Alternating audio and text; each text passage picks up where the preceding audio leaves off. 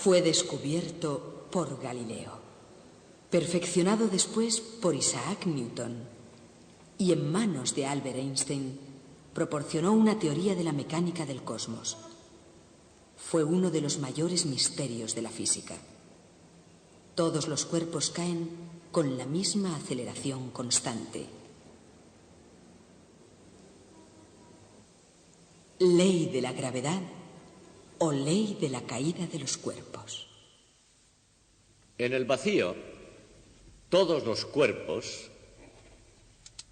caen con la misma aceleración constante.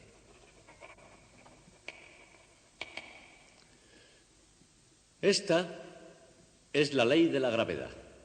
No parece que esto quiera decir mucho, pero veamos ahora exactamente en qué consiste. Dice esta ley que el efecto de la gravedad en todos los cuerpos es siempre el mismo, con independencia de su peso. Desde Galileo a Isaac Newton y hasta Albert Einstein, este fue uno de los mayores misterios de la física. Y hay más, también dice que los cuerpos caen con una aceleración constante. Ahora bien, entender esto sería casi imposible si no contáramos con un dispositivo matemático llamado derivada.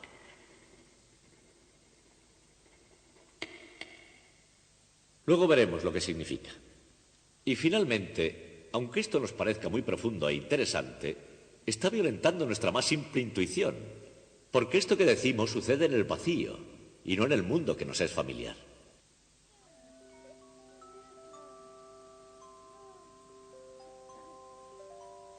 Seguramente para todos nosotros, nuestro primer contacto con las leyes de la naturaleza habrán sido el efecto de la fuerza de la gravedad en la Tierra.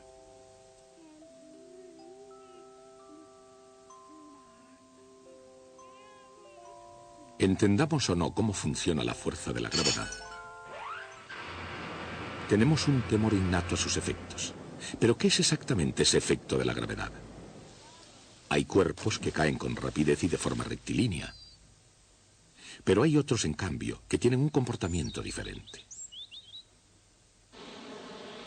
En algunos casos, casi no se puede definir cómo y por qué caen los cuerpos. Debemos distinguir el efecto de la gravedad sobre un cuerpo que cae del efecto de oposición del aire por donde cae. En otras palabras, tenemos que imaginarnos un cuerpo que cae en el vacío. Por ejemplo, si una moneda y una pluma caen simultáneamente desde la misma altura, se comportarán como esperábamos. Han caído a diferente velocidad. Pero eso es solo a causa de la resistencia del aire sobre ambos objetos. En el vacío, una moneda, una pluma y cualquier otro objeto caerían a la misma velocidad.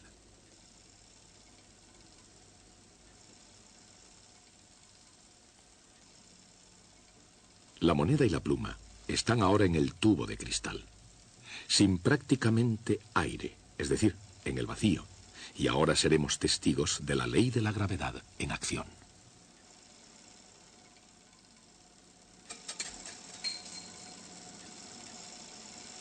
Sin el efecto que produce la resistencia del aire, todos los cuerpos, independientemente de su peso, caen exactamente a la misma velocidad.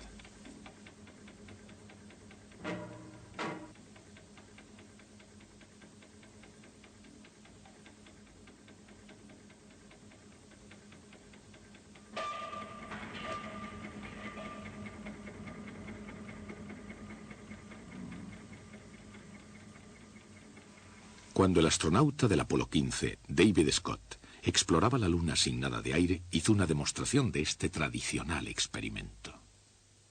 Bien, aquí tengo una pluma y un martillo. Una de las razones por las que vinimos a la Luna fue porque un caballero llamado Galileo hizo un importante descubrimiento sobre la caída de los objetos en campos gravitatorios.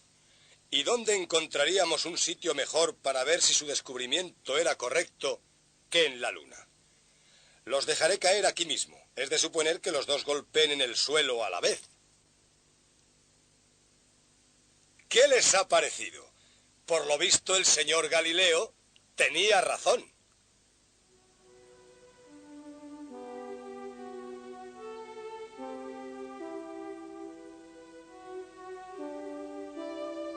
El señor Galileo tenía razón. Hace casi 400 años, cuando todo el mundo pensaba que los cuerpos pesados caían con más rapidez que los ligeros, Galileo se dio cuenta de que en el vacío todos los cuerpos caerían a la misma velocidad. Por supuesto, Galileo no podía conseguir un vacío, pero pudo imaginar uno. Pintó un cuerpo pesado unido a otro ligero. Este cuerpo compuesto caería más deprisa o más despacio que el cuerpo pesado solo.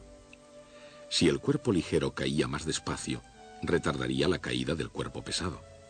Pero al mismo tiempo, un cuerpo compuesto tiene que pesar más que uno solo pesado. Por lo tanto, el cuerpo compuesto tendría que caer más deprisa que el cuerpo pesado solo, pero nunca más despacio.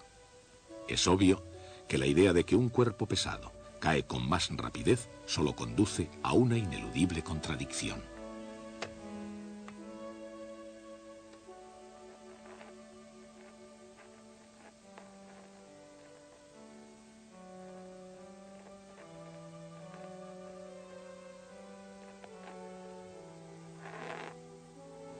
Galileo se dio cuenta entonces de que la única opinión lógicamente aceptable era que todos los cuerpos caen a la misma velocidad cuando se suprime la resistencia del aire. Si todos los cuerpos caen en el vacío a la misma velocidad, la siguiente pregunta es: ¿y cuál es exactamente esa velocidad? Por nuestras propias experiencias sabemos que la velocidad de un cuerpo al caer aumenta durante la caída, lo cual significa que acelera, cayendo cada vez con más rapidez. Incluso antes de Galileo, algunos eruditos ya habían intentado dar una explicación a ese movimiento de aceleración. Aproximadamente 100 años antes, Leonardo da Vinci ya había hecho su propio estudio de la caída de los cuerpos, animado quizá por su sueño de volar.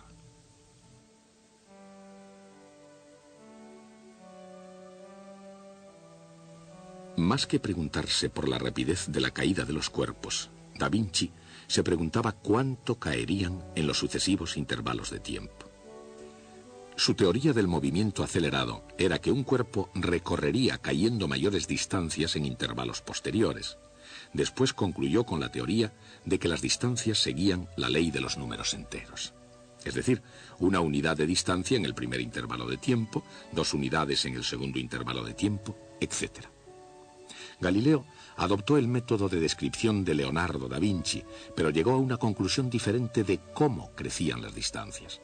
En lugar de crecer de ese modo, Galileo tenía la teoría de que las distancias estaban relacionadas con los números impares. 1 unidad de distancia en el primer intervalo de tiempo, 3 unidades de distancia en el segundo intervalo, 5 unidades de distancia en el tercer intervalo, etc. En otras palabras, según Galileo, la distancia recorrida en cada intervalo es proporcional a los números impares. Galileo llegó a sus conclusiones después de realizar una brillante serie de experimentos en los que medía el tiempo que rodaba una bola por planos inclinados cada vez más empinados. La ley de los números impares de Galileo se puede ver en acción en algún lugar sorprendente, y que a Galileo le hubiera causado más asombro que la misma superficie de la Luna. En una montaña rusa de un parque de atracciones al sur de California, los visitantes pagan con gusto una cantidad de dinero por el privilegio de dejarse caer en caída libre a través del espacio bajo la influencia de la gravedad. Algodón de azúcar, candy, es mucho mejor. A mí esto no me gusta nada. No. De hecho, esta parte del paseo es gratis.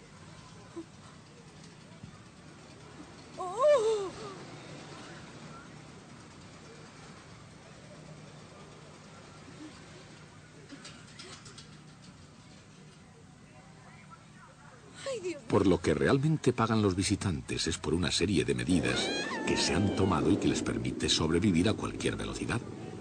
Pero, ¿y qué hay de Galileo?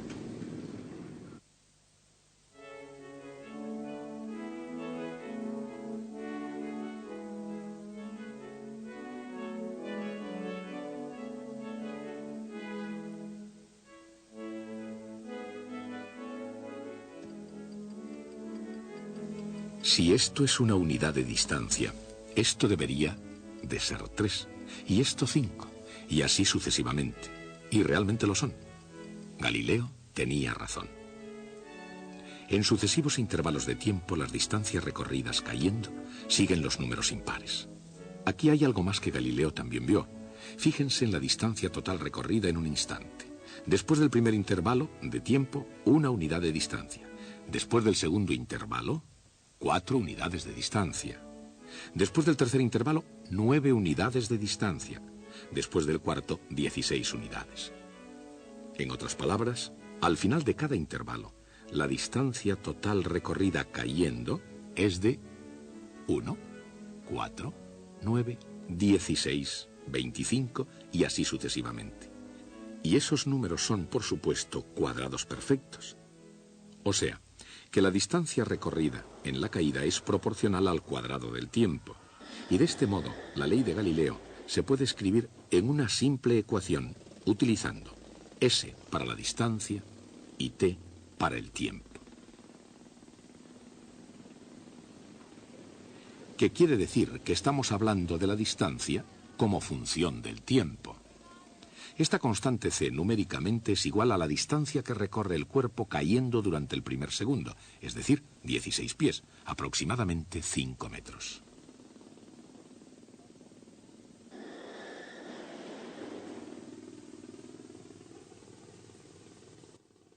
En cualquier punto de la caída, la distancia es igual a c veces el cuadrado del tiempo. Así, después de 2 segundos, la distancia recorrida cayendo es igual a c veces 2 al cuadrado, o sea, 4c.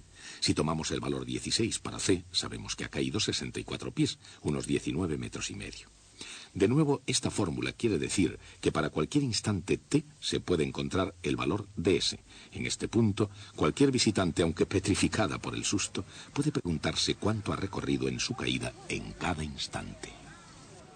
Y quizá quiera también saber con qué rapidez está cayendo. Se divide entonces la distancia que recorre cayendo entre el tiempo que ha empleado. Por ejemplo, como durante los 2 primeros segundos cayó 64 pies, su velocidad media será de 32 pies por segundo, unos 9 metros y medio por segundo. Pero eso es solo su velocidad media. Al comienzo, ella estaba parada. Después de 2 segundos, ella está cayendo mucho más deprisa que 32 pies por segundo.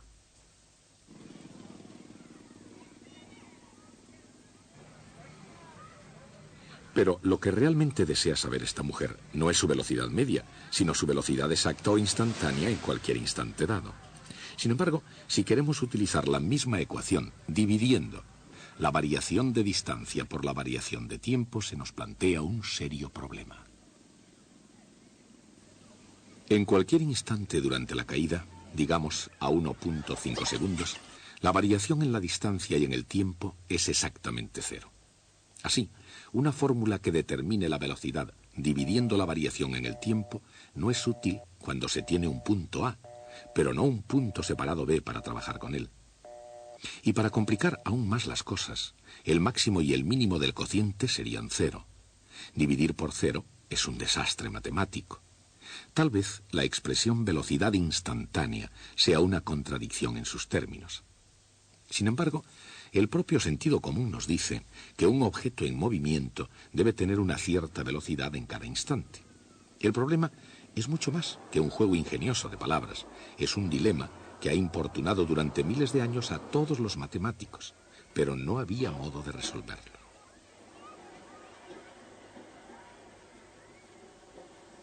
En lugar de pedir la velocidad instantánea en un tiempo exacto t, pida cuál es la velocidad media entre el tiempo t y un tiempo h segundos más tarde, el tiempo t más h. El cambio en el tiempo es h segundos. Si la distancia recorrida cayendo en un tiempo t es igual a c veces t al cuadrado, la distancia recorrida cayendo en el tiempo t más h debe ser igual a c veces th al cuadrado.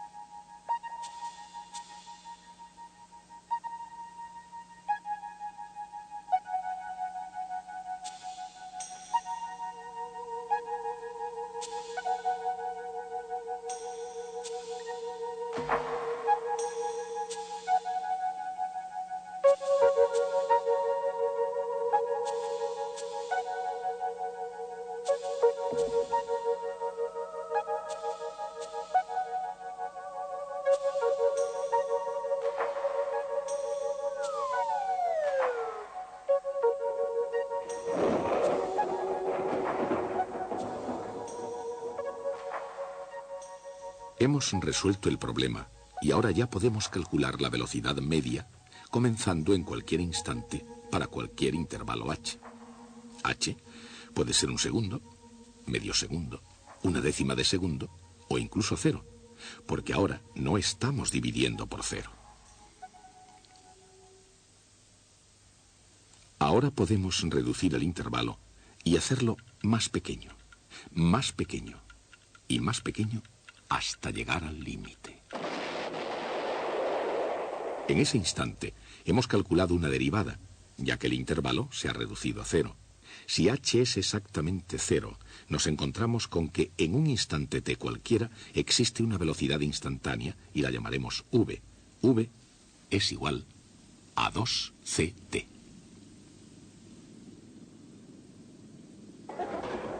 Si seguimos utilizando el valor 16 para c, podríamos decirle a esa joven: no se preocupe, señora. La distancia que usted ha recorrido es solo 16 veces t al cuadrado pies, unos 5 metros, y su velocidad en cada instante ha sido 32 veces t pies por segundo, casi 10 metros por segundo. Obviamente, se ha quedado impresionada. ¿Cómo lo calculó? Podría preguntar. Nosotros acabamos de inventar la derivada. En el lenguaje común, derivada quiere decir que deriva de algo, como por ejemplo, en la frase el dulce de chocolate es derivado del chocolate. Pero en matemáticas esa palabra tiene un significado técnico muy concreto. Es el ritmo con el que algo está cambiando. La velocidad de la caída de esta señora era la derivada de la distancia desde lo alto. En otras palabras, la velocidad es la derivada de la distancia. Al principio, cuando hablamos de su velocidad media, estábamos haciendo álgebra, simplemente dando valores a la ecuación velocidad igual a distancia dividida por tiempo. Pero cuando comenzamos a trabajar con un intervalo de duración h y lo hicimos tender a cero, estábamos calculando una derivada y entramos en el mundo del cálculo diferencial. El cálculo diferencial es la matemática de utilizar derivadas. Calcular una derivada se llama diferenciación. Las derivadas no solo se aplican a los cuerpos en movimiento. Se puede calcular también una derivada que represente el ritmo de cambio de una población de delfines con relación a la temperatura del océano. O del volumen de un globo respecto al área de su superficie. O a la variación en el precio de una pizza respecto a su diámetro. En otras palabras, las derivadas se pueden calcular para casi toda situación en la que haya variación en alguna cantidad cuando otra de las cantidades aumente o disminuya.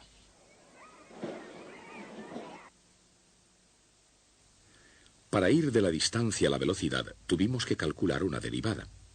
Pero, ¿y qué pasa con la aceleración de un cuerpo al caer? Pues que para ir de la velocidad a la aceleración, hacemos exactamente lo mismo. Si v como función de t es igual a 2ct, entonces v de t más h igual a 2c de t más h.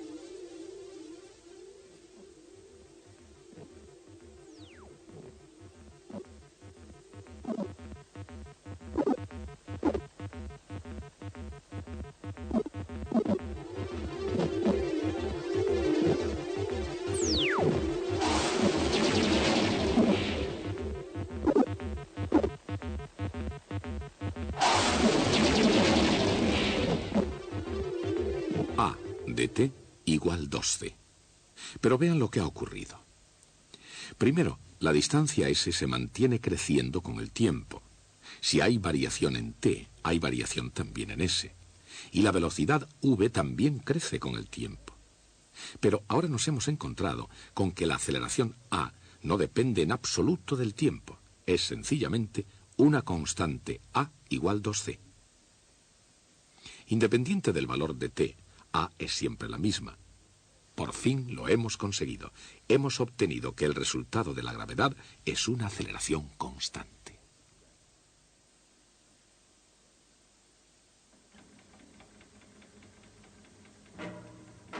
Teníamos 3 preguntas sobre la caída de los cuerpos. ¿Cuánto caían? con qué velocidad y con qué rapidez variaba su velocidad. Con bastante facilidad pudimos saber la distancia recorrida. Observando a nuestra joven amiga, su velocidad media se obtuvo por medio del álgebra. Y luego, para saber a qué velocidad caía exactamente el cuerpo en cada instante y con qué rapidez variaba su velocidad, tuvimos que utilizar ese maravilloso instrumento matemático, la derivada. Usando la derivada, hemos podido explicar el movimiento de caída de los cuerpos. Los cuerpos caen con aceleración constante. Como esa aceleración es muy importante, tiene su símbolo propio, una G minúscula. G igual 2C. Y ahora ya podemos escribir las tres expresiones de la ley de la gravedad en su forma definitiva, cambiando C por G partido por 2.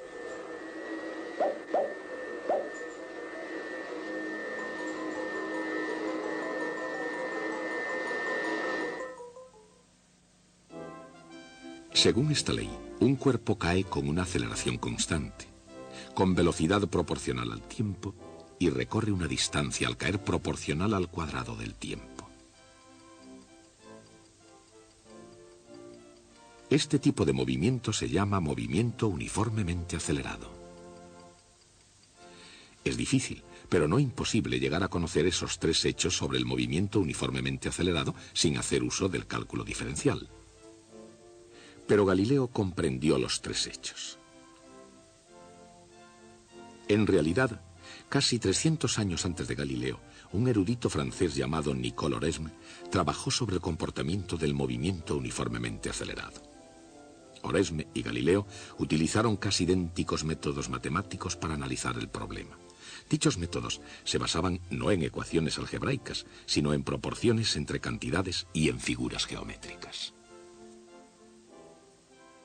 La derivada fue inventada una generación después de la muerte de Galileo por Sir Isaac Newton y Gottfried Wilhelm von Leibniz.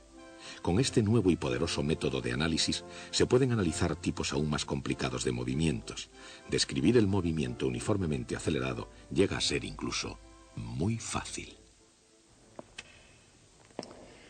Sin las derivadas, es muy difícil entender qué significa aceleración, y menos aún describir el movimiento uniformemente acelerado y explotar a fondo sus consecuencias.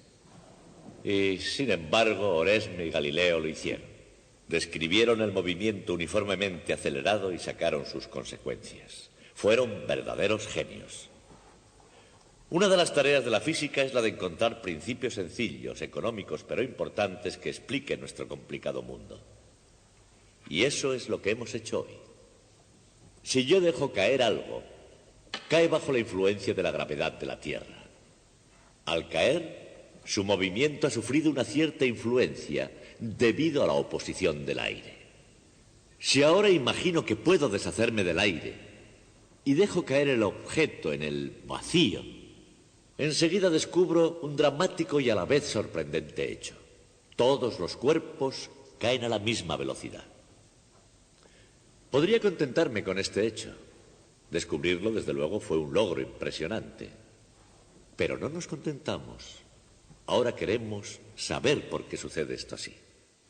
¿Cuál es la naturaleza de la gravedad que lleva a tan extraño comportamiento? Esa cuestión es una de las más profundas de la física. Duró hasta nuestro propio siglo. Fue el punto de partida para la teoría general de la relatividad de Albert Einstein. Pero nos estamos adelantando en nuestra historia. Una vez aprendimos que todos los cuerpos al caer se regían por una ley, nuestra tarea consistió en explicar esa ley con toda precisión. Todos los cuerpos caen con la misma aceleración constante, y la aceleración es el ritmo de cambio de la velocidad. Y la velocidad es el ritmo de cambio de la distancia. Así tenemos, en realidad, tres proposiciones matemáticas precisas de la ley de la gravedad. Se relacionan entre sí por medio de un grande y crucial descubrimiento de la historia de las matemáticas: el cálculo diferencial, descubierto por Newton y por Leibniz. Un gran triunfo, el suceso más importante en matemáticas durante miles de años. Newton y von Leibniz sacrificaron la dicha de su descubrimiento en una amarga discusión sobre quién lo descubrió primero. Las tres proposiciones son cabos sueltos de la historia que estamos tratando de desarrollar. No hay contestación.